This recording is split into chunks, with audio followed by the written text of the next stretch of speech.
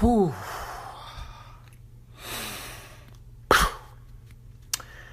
Hi, Facebook. Trying to gather my thoughts here on the nightmare I just witnessed for the Cleveland Cavaliers, and especially for LeBron James. Last couple of minutes of a game, I thought they would win. I thought they could win. I thought they should have won.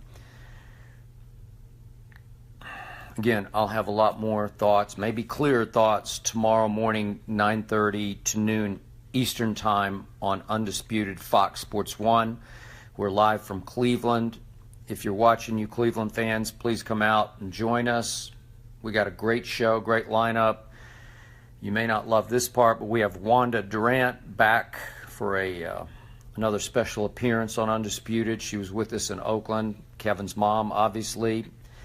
Kevin Durant took over down the stretch of that game and I think cinched the 2017 Finals MVP. The Warriors are going to sweep now. That was it. Do or die, sink or swim, north or south. It was right there on a silver platter for LeBron James, and to a second degree, lesser degree, for Kyrie Irving, and neither could close the deal. And it all started to unravel when Cleveland had a 4-point lead. I'm going completely off the top of my head here, so bear with me. But it's a 4-point lead, and they get the offensive rebound and kick it back out to LeBron, and he's going to kill some clock. And I tweeted, this game was on a silver platter for LeBron just to freight train it to the basket and take over the game. You're going to have the guts to go to the free throw line and ice it at the free throw line if they're going to send you there. Or you're just going to get to the rim, or maybe, as he did once a couple possessions before, you'll find a wide-open three-point shooter. That was J.R. Smith, who made a big clutch one that looked like it had put them in position to close the deal. But it all started to unravel when LeBron dribbled out some of the clock, which I liked, because you can't let Golden State just run up and down the floor, which they tried to do for the first half. Gave up 67 points, and I have no idea how they were still hanging in the game at 67-61. But LeBron winds up taking a fall-away jump shot from maybe 15-ish feet, and the degree of difficulty is a 9.5. It's just such a hard shot. And once again, it's LeBron not having the guts just to be LeBron, be the great LeBron James, be the Mount Rushmore player that Shannon Sharpe keeps saying he is on Undisputed. You've got the game in the palm of your hand. They can't keep you from the rim. You're the greatest driver of the basketball ever, and you shoot a pathetic fadeaway that doesn't even sniff a chance to go in. It's way short. It just nicks the front of the rim, and they go the other way and get a quick, easy basket. And Kevin Durant got a mismatch the first time and made a little baseline 3 or 4 footer. Interesting, it was the shot that he missed when LeBron fouled him.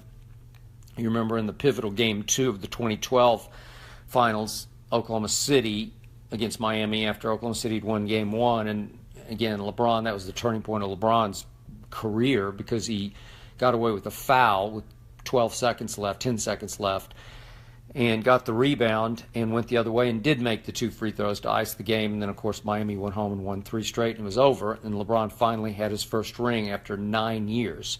But the point tonight was that this is it. The king at home in his house has to just ice the game. You got to get to the rim, make a shot at the rim, or get to the free throw line. And we all know, all the stats show, LeBron runs from the free throw line late in games. He's to put it nicely, a below average free throw shooter. And that's just such a tough, bad shot to take at that moment when you have the game in your hands. You're up 4 with a minute and something, what was a minute 20 maybe left, and boom, goes the other way, and Durant made that shot, and then LeBron let Kevin just walk right into an open 3-point shot. And I don't know why. I don't know why LeBron couldn't take him for the whole game, because when he did take him, it worked. Richard Jefferson did a yeoman's job. He gut-checked it. He fought and scratched and clawed when he tried to guard Kevin. But Kevin went cold, or at least cool, in the third quarter, and somehow, because they started Cleveland to take the air out of the ball, they actually held Golden State to only 22 points in the third quarter and took what felt like a fairly commanding lead after 3 quarters. Well, this is LeBron James. This is Mount Rushmore. This is a guy that Shannon Sharpe says is better than Michael Jordan. This is a guy, he says he's hand in hand with Michael Jordan. But the point is that this is a game the NBA needed. This is a game I wanted. I was rooting for LeBron tonight because this is a game that this league needed to say, hey, we do have a competitive finals, and we do have a competitive playoffs, and we do have a competitive league. And it all went up in smoke right here in Cleveland, Ohio. And it just wears me out, and it tears my guts out, because this is over now. Cleveland's going to get swept. So LeBron, on his legacy, is going to have now 2 sweeps. He's going to get swept twice in the finals. Obviously, my Spurs, 07-08. 07 was the finals, actually. And now, here in 17, 10 years later, he's going to get swept by Golden State. I don't think Golden State is invincible. I think Cleveland is a below-average defensive team. They finished 22nd in defense. They sucked it up, gutted it out tonight. That's about the best they can play on defense. But I kept tweet screaming in the first half that LeBron had to take some air out of the ball. I don't know why, what possessed him. It's insane to think that he thought that he could, be stubbornly proud and try to run with Golden State. It was 67-61 at halftime. It's just way too many points. Obviously, they're on pace to score, 67 times 2 points. What's that, 134 points? It's absurd. You can't win at that pace. Again, they got the pace down some in the second half, but it was in part because Golden State just finally went cold. And I'm going to remind all those Spurs fans out there and all you nuts who think that Golden State's all-time great, my San Antonio Spurs had them down 23 in the third quarter in their building in Game 1 when Kwahi Leonard got knocked out of the game by Zaza, a cheap shot. And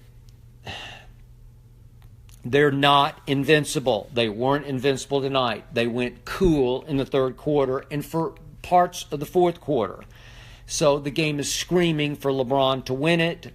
And again, I've always called Kyrie the closer. He had another shot where, again, his problem is he's playing against the best perimeter defender in basketball. And he can get him to the rim and make shots at the rim on Klay Thompson, but he just didn't have it tonight. I think he made maybe one jump shot. Kyrie did. Just didn't have it from any distance. He made scoop layups, globetrotter shots off the glass like nobody maybe has ever made.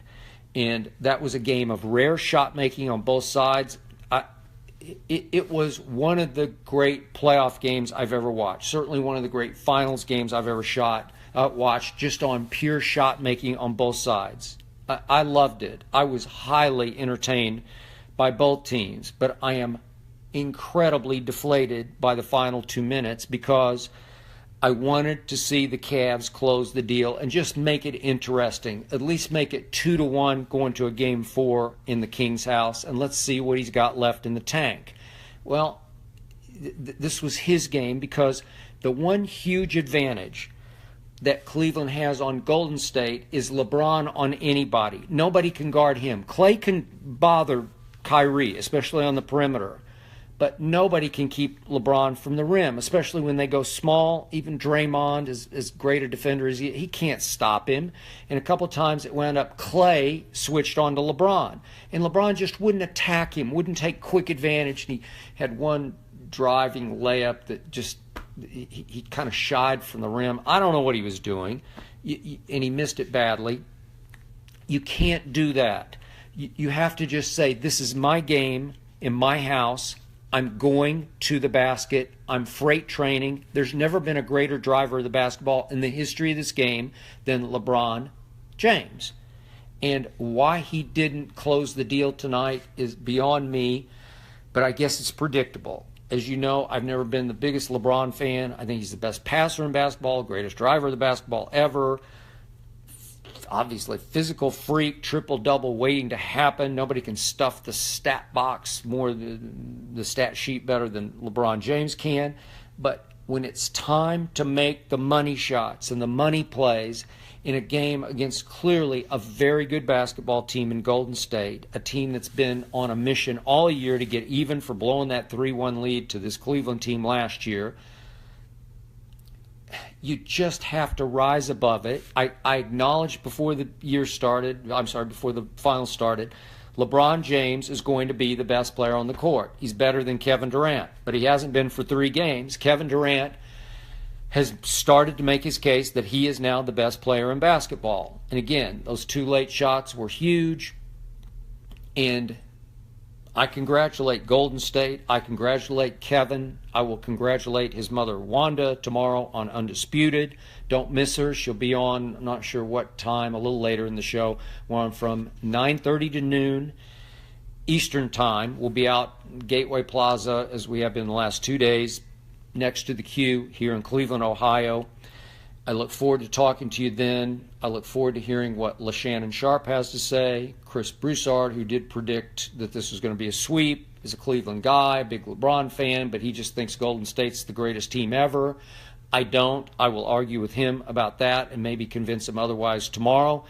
And back by popular demand will be, again, Wanda Durant and Michael Rappaport, who was all over Shannon Sharpe the other day saying it's going to be a sweep.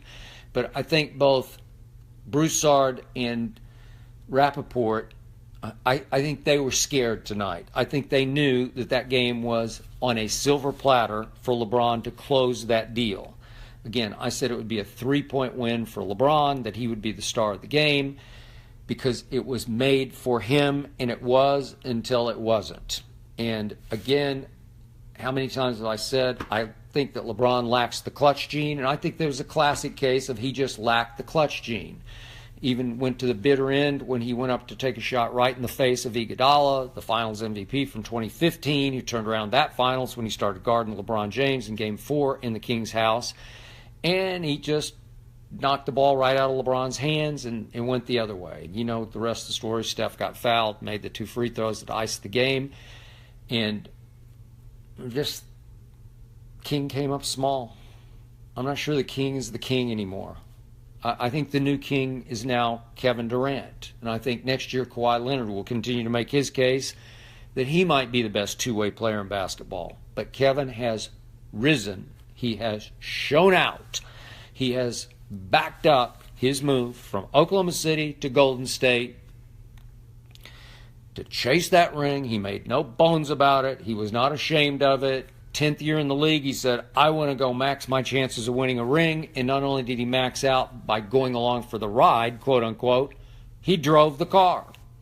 He drove the float all the way to the parade that will be in Oakland. Let's see, they'll close out here on Friday. So when will the parade be? Monday, I guess, in Oakland. So congratulations to all you Golden State fans out there watching. Wanda, if you're watching, look forward to see you tomorrow on Undisputed. Congratulations to you and your son. You did it. You pulled it off. Way to go, Golden State. I'll see you tomorrow, all of you watching on Facebook Live right now. Skip Bayless. You'll see us again, 9:30 to noon Eastern Time, right here in Cleveland, Gateway Plaza, next to the Q. Sorry I'm so deflated, but I really thought this was going to be a fairly interesting, if not very interesting, series after tonight.